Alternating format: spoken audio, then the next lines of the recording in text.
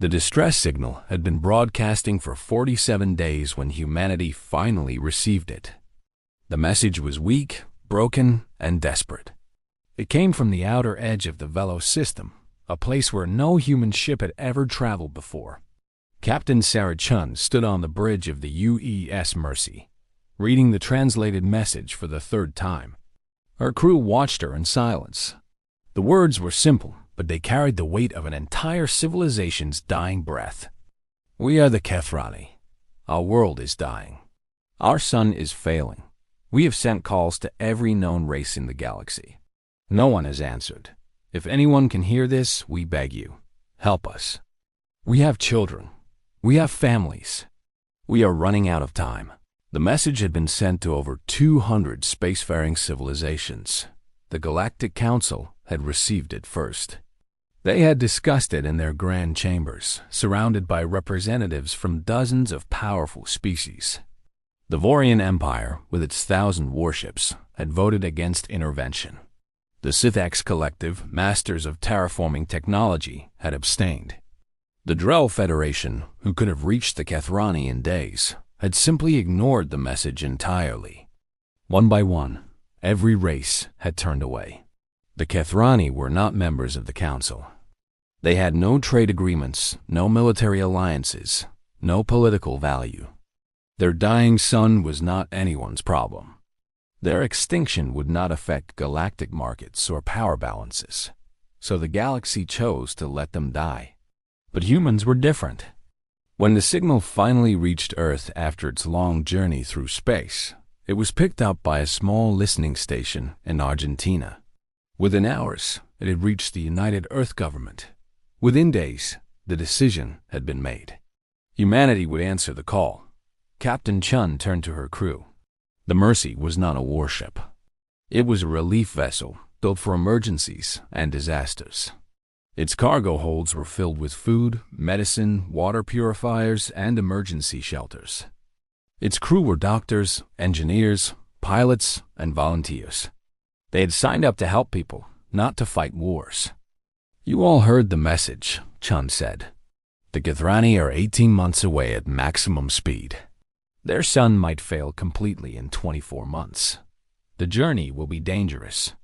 We have never traveled this far from home. We do not know what we will find when we arrive. I will not order anyone to come with me.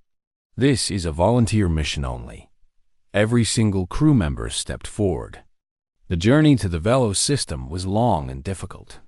The Mercy passed through uncharted space, navigating asteroid fields and radiation storms. They lost communication with Earth for weeks at a time. Their supplies ran low. Their engines needed constant repairs, but they kept going. Along the way, they encountered ships from other races. A Vorian patrol stopped them near the neutral zone and demanded to know their destination.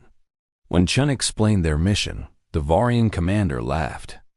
"You humans are fools," he said through the communication screen. His face was covered in scales, and his eyes held nothing but contempt. "The Kethrani are worthless. They have nothing to offer you. No resources, no technology, no strategic value. Why waste your time and resources on a dying race?" Chun looked at him calmly. "Because they asked for help." The Vorian shook his head in disbelief and let them pass. A Sith-X science vessel crossed their path 2 months later. The Sith-X were curious about the human ship traveling so far from known space. When they learned about the rescue mission, their response was different from the Vorians, but equally cold. "We could save them," the Sith-X captain admitted. Her form shifted constantly, as her species had no fixed shape. "Our terraforming technology could stabilize their atmosphere for decades. We could give them time to evacuate, but we will not. The cost is too high, and there is no benefit to us."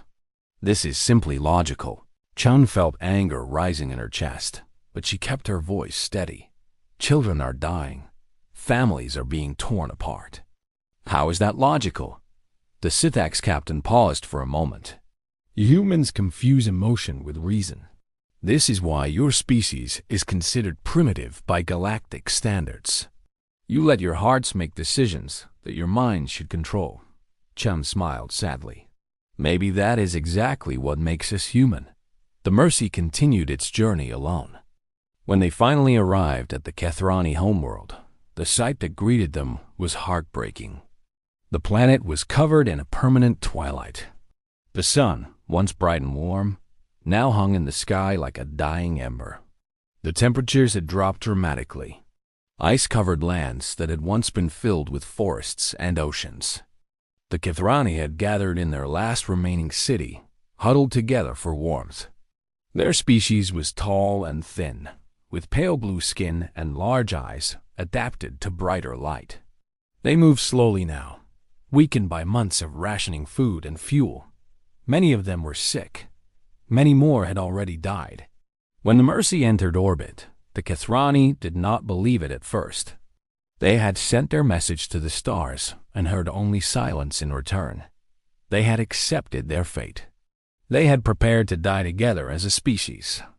But here was a ship.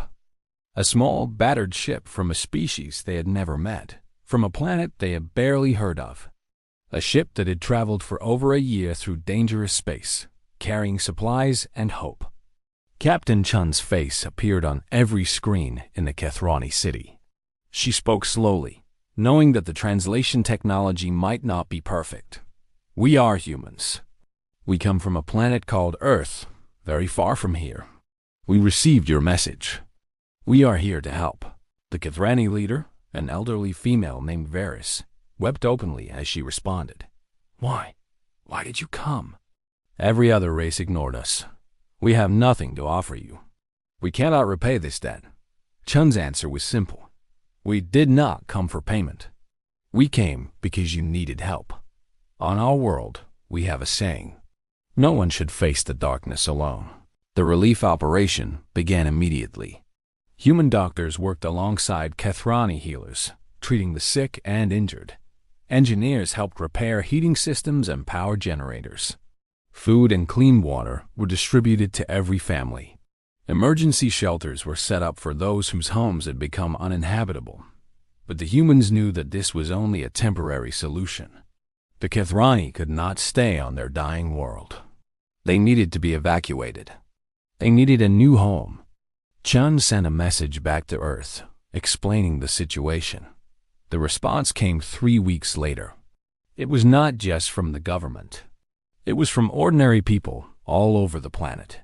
Cities volunteered to accept Kethrani refugees. Families offered to share their homes. Scientists proposed locations for new Kethrani settlements. Engineers designed ships to transport them. Farmers promised to share their harvests. Teachers volunteered to help Kethrani children learn human languages. Humanity had decided, without any debate or hesitation, that the Kethrani would not die alone. The evacuation took 2 years. More ships arrived from Earth, each carrying supplies and returning with refugees. The journey was long and dangerous, but not a single ship was lost. Human pilots navigated through storms and asteroid fields with skill born from determination. Human doctors kept their patients alive through months of travel. Human volunteers worked day and night to ensure that every Kethrani who wanted to leave could do so. Not every Kethrani chose to leave. Some of the elderly decided to stay on their homeworld, to die where they had lived. The humans respected their choice, but stayed with them until the end. When the last light of the Kethrani sun finally flickered out, human hands held Kethrani hands in the darkness. The galactic community watched all of this with a mixture of confusion and disbelief. The Vorians called it a waste of resources. The Sithaks called it irrational. The Drell simply could not understand why any species would sacrifice so much for strangers.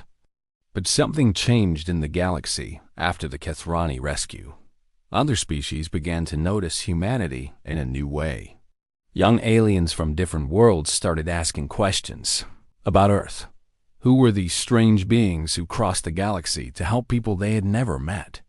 What kind of civilization produced individuals willing to risk their lives for nothing but the satisfaction of helping others? Small races, weak races, races that had been ignored or exploited by the powerful empires. began to reach out to humanity. They had seen what humans did for the Kethrani. They wanted to know more about these people who answered calls for help. The Kethrani settled on Earth and on several colony worlds. They built new communities and new lives. Their children grew up speaking both Kethrani and human languages. Their artists created works that blended two cultures into something beautiful and new. Their scientists worked alongside human researchers, combining knowledge from two different worlds. And they never forgot. Every year, on the anniversary of the Mercy's arrival, Kethrani communities across human space held ceremonies of remembrance. They told their children the story of how humanity had crossed the stars to save them when everyone else had turned away.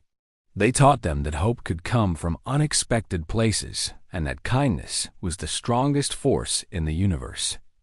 Varys, the Kethrani leader who had wept when she first saw Captain Chen's face, lived for another 30 years on Earth. In her final interview before her death, she was asked what message she wanted to leave for future generations. "Remember the humans," she said. "Remember that when our sun was dying and the galaxy left us to our fate, these strange, warm, wonderful beings refused to abandon us. Remember that they asked for nothing in return except the chance to help. Remember that they treated our lives as precious, simply because we were alive. If you ever doubt the goodness of the universe, remember the humans." Captain Chen retired from active service after the evacuation was complete. She spent her remaining years teaching young officers at the academy. Her classes were always full, and her students came from dozens of different species. When she died at the age of 92, representatives from every Kethrani community attended her funeral. They buried her with full honors, and on her gravestone, they carved words in both human and Kethrani script. She answered the call. The galaxy continued to spin. Empires rose and fell. Wars were fought and treaties were signed. But the story of Earth's children and their mercy spread from world to world, from generation to generation. It became a legend, a myth, a promise. Wherever there was suffering, wherever there was despair, wherever beings looked up at the stars and begged for help, they knew that somewhere out there, humans were listening. And humans would come, not for glory, not for profit, not for power, simply because someone needed help. And that, in the end, was what made humanity different from all the other races in the galaxy. They did not calculate the cost of compassion. They did not measure the value of kindness. They simply saw beings in need and reached out their hands. Earth's children alone offered aid, and the universe was changed forever because of it.